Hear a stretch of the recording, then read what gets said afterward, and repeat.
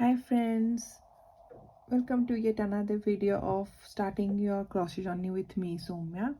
And before starting your crochet journey, you need to know how to make a slip knot. So today we are going to learn about that.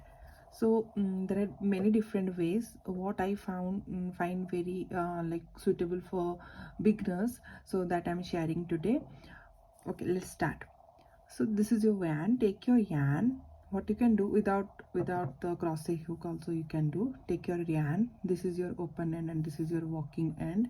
So what you can do, put your walking end on top of your this open end.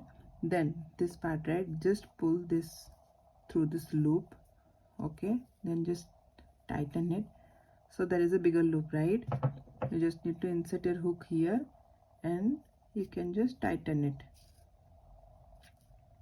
So this is your slip knot. Easy, right? I'll show it again. This is my open end. I'll keep the other end on top of it and just grab this end through this loop and tighten it. Now you can insert your hook and tighten. This is one way, and another way also, gradually I find that very easy also with hook. Okay, just grab this yarn and pull it like this. Again grab it, pull it like this, then small hole you can see, right? Then yarn over this one and pull this through this small loop, right? This is your also slip knot. So this is another way.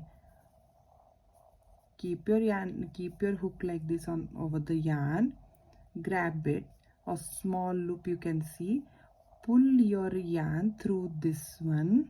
Okay, then just tighten it. It's not like too tightened, so you have to just tighten it, and this is your slip knot. This tiny bit is your slip knot. Okay, so we can start doing different crochet project now. So thank you for watching my channel, and please share and subscribe to my channel Journey with Crochet and like my video. Thank you. Bye bye.